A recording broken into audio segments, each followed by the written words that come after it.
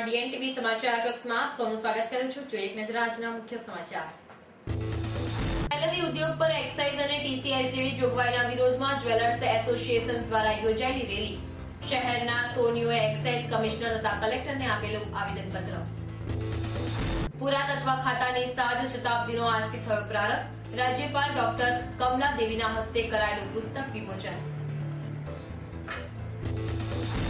કોન્ટ્રાક્ટરના અપહરણમાં સંડોવાયેલી ત્રિપુટીને ઢોર માર મારતા ફતેગંજ નિસર્ગ પટેલ સામે કોર્ટ ફરિયાદ। ત્રિપુટીને સારવાર અર્થે સયાજી હોસ્પિટલ ખાતે ખસેડાયા। ભારતનો ધમાકેદાર વિજય થતા શહેરીજનો ગેલમાં। ડબ્બી ફળિયામાં ફટાકડા ફૂટતા કોમી ભડકો। હવે જોઈએ સમાચાર વિગતવાર। કેન્દ્ર સરકાર દ્વારા વધારવામાં આવેલી એક્સાઇઝના વિરોધમાં આજે સવારે 11 વાગે સોની મંડળ દ્વારા રેલી કાઢીને એક્સાઇઝ કમિશનર અને કલેક્ટરને આવેદનપત્ર આપવામાં આવ્યું હતું। કેન્દ્ર સરકાર દ્વારા લાદવામાં આવેલા એક્સાઇઝ અને કસ્ટમ ડ્યુટીના વિરોધમાં આજે જ્વેલર્સ એસોસિએશનની રેલી સવારે 11 વાગે એક્સપ્રેસ હોટલથી નીકળીને એક્સાઇઝ કમિશનર અને કલેક્ટરને આવેદન આપવા માટે રવાના થઈ હતી।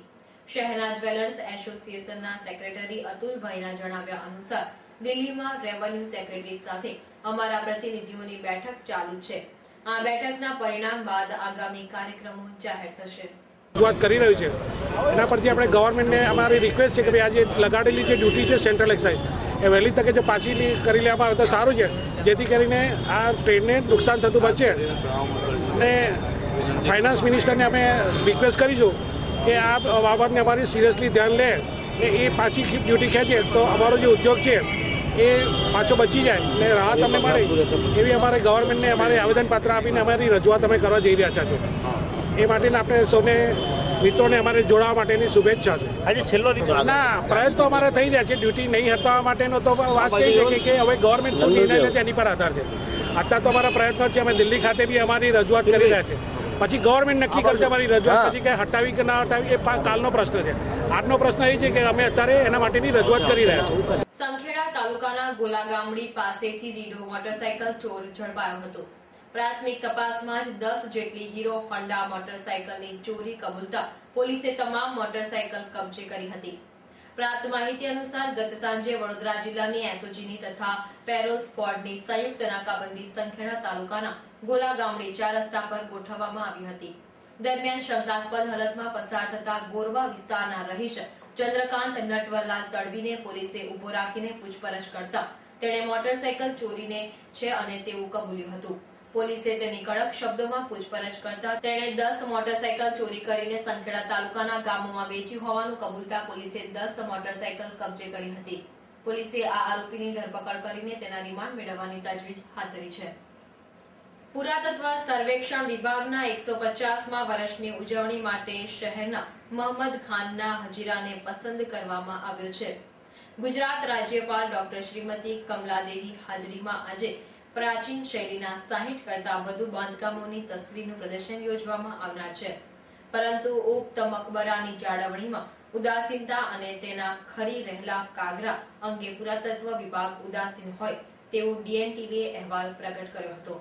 દિવાલો પર બીભત્સ લખાણો અને પ્રેમી પંખીડાના અડ્ડા સમાન આ મકબરો બનતો જાય છે, પરંતુ તંત્ર દ્વારા આજે પણ મકબરાની ઉપરની દિવાલનું પ્લાસ્ટર કે અન્ય લખાણો દૂર કરાયા નથી। કરમસદની પટેલ સોસાયટીમાં રહેતા કોન્ટ્રાક્ટર નવીન જયંતિભાઈ પટેલ અને તેમના કાર ચાલકની તારીખ 9મીના રોજ રાત્રે સમાસાવલી રોડ પર બાઇક પર આવેલા 7 શખ્સો પૈકી ત્રિપુટીએ અપહરણ કરીને ખંડણીની માંગણી કરી મોતની ધમકી આપી હતી। પોલીસે ગુનો નોંધીને ત્રણેય આરોપીની ધરપકડ કરી હતી। ગતરોજ ફતેગંજ પોલીસ મથકના પોલીસ ઇન્સ્પેક્ટર નિસર્ગ પટેલે આ ત્રિપુટીને ઢોર માર મારતા ત્રણેયને ઇજાગ્રસ્ત હાલતમાં સયાજી હોસ્પિટલ ખાતે ખસેડાયા હતા। બનાવ અંગે આરોપીએ ફતેગંજ પીઆઈ સામે કોર્ટ ફરિયાદ દાખલ કરી હતી। વિરાટ કોહલીની ધરખમ ઇનિંગ્સની સહાયથી ભારતે ગતરોજ બાંગ્લાદેશ ખાતે રમાયેલી એશિયા કપની વનડે ક્રિકેટ મેચમાં કટ્ટર હરીફ પાકિસ્તાનને 6 વિકેટે હરાવીને ફાઇનલમાં પ્રવેશ માટેની પોતાની આશા જીવંત રાખી હતી। ભારતના કેપ્ટન મહેન્દ્રસિંહ ધોનીને વિજય સ્ટ્રોક મારતા જ ક્રિકેટ રસિકોમાં આનંદની છોડો ઉછળી હતી। દર વખતની જેમ આ વખતે પણ ક્રિકેટ રસિયાઓ માર્ગ પર ઉમટી પડ્યા હતા। ફટાકડા તથા ઢોલ નગારાના શોર બકોર વચ્ચે વિજયોત્સવ આનંદ પ્રગટ થતો જણાતો હતો। નાના ભૂલકાઓથી માંડીને મોટેરાઓ પણ આ વિજય ઉત્સવમાં જોડાયા હતા। उसका वादा नहीं, मगर इंडिया जीत गया उसकी हमारे बहुत खुशी है। मेरा बेटा अभी पूरी रात पढ़ेगा, मैंने इसके लिए उसको बोला पूरी रात पढ़ूंगा, मगर मैच तो मैं देखूंगा ही। आज पाकिस्तान के सामने जीती है इसीलिए इतना जश्न हो रहा है। हाँ, इसीलिए इतना जश्न हो रहा है। कोई भी कप मिले ना मिले उसका कोई प्रॉब्लम नहीं, मगर इंडिया तो पाकिस्तान के सामने जीतनी ही चाहिए। मैं वही खुशी है कि पाकिस्तान को हमने हरा दिया, हमसे और हार जीत से कोई लेना देना है, पाकिस्तान को हराना है, बस वही दिन। भारत माता की, भारत माता की।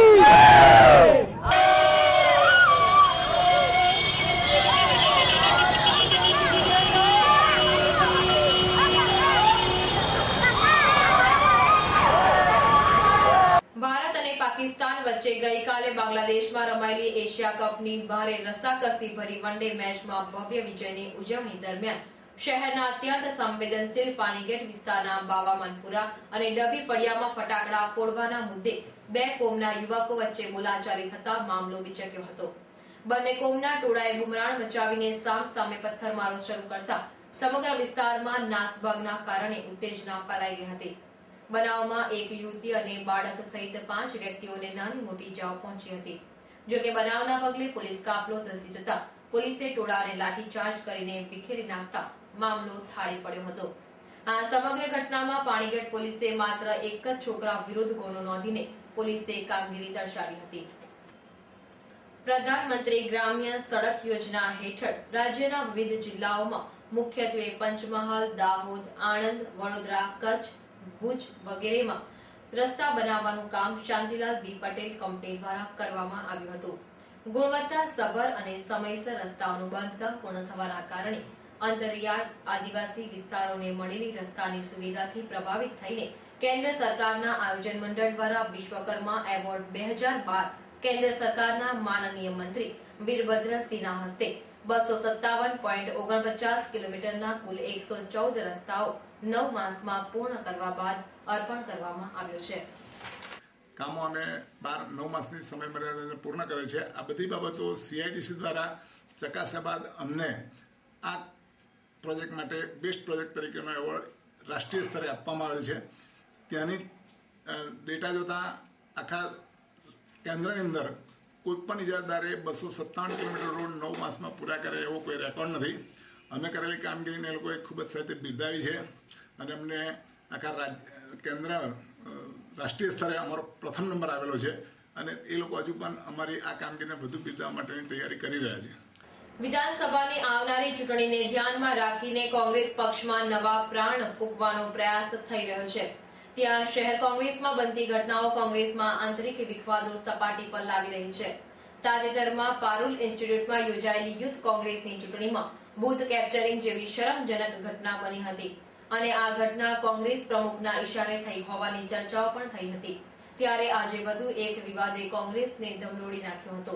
ઓબીસીના ચેરમેન તરીકે ટૂંક સમય અગાઉ પ્રદેશ પ્રમુખ અર્જુન મોઢવાડિયાએ દલસુ પ્રજાપતિની નિમણૂક કરી હતી, પરંતુ ગાંધીનગર ખાતે આવેલા ઓલ ઇન્ડિયા કોંગ્રેસ કમિટીના સેક્રેટરી બેંકે આજે ઘટસ્ફોટ કર્યો હતો। ઓબીસીના ચેરમેન તરીકે હજુ પણ રમેશ ઠાકોર જ યથાવત છે, ત્યારે આજે એક પદ માટે બંને ગાઢ મિત્રો વચ્ચે ગજગ્રાહ થવાની ભીતિ પણ સેવાઈ રહી છે। પ્રદેશ તરફથી બીજા ચેરમેનની કોઈ નિયુક્તિની વાત મને મળેલી એટલે મેં મારા ઓબીસી ડિપાર્ટમેન્ટના કેસી લેંકા ચેરમેનને વાત કરી કે ભાઈ આ રિપોર્ટ હું કેવી રીતે મોકલું, કારણ કે મને તમે સતત ચાલુ રાખ્યો છે। એટલે એને મને કીધું कि रमेश जी आप चालू है और आपको एक्टिविटी करना है, कोई दूसरा नाम हमारे पास है नहीं और मेरे सिवा किसी को पावर नहीं है, इसके लिए आप चालू है और मैं आपको भी एक लेटर भेज दिया है। એટલે બીજો કોઈ સવાલ ઉપસ્થિત થતો નથી અને મારે પ્રવૃત્તિ મારી ચાલુ છે। હવે આમાં એવું છે કે મારે એ બી અમારા પક્ષનો છે એટલે મારે કોઈ બીજી કોમેન્ટમાં નથી પડવું, પણ હું તમને ઓબીસી ડિપાર્ટમેન્ટનો ચેરમેન તરીકેનો જે કાગળ છે મારી પાસે એ હું આપી રહ્યો છું। એ આમાં તો પ્રદેશ પ્રમુખની અંડરમાં અમે કામ કરીએ છીએ, પણ જે ચેરમેનની નિયુક્તિ થાય છે પ્રદેશ પ્રમુખની ચેરમેનની, એ એઆઈસી ઓબીસી ડિપાર્ટમેન્ટના જે ચેરમેન છે કેસી લેંકા એમને જ અધિકાર છે. આ હતા ત્યાર સુધીના સમાચાર. તાજા સમાચાર માટે આવતીકાલે આ સમયે ફરી મુલાકાત થશે. ત્યાં સુધી DN TVની સમગ્ર ટીમને રજા આપશો. નમસ્કાર.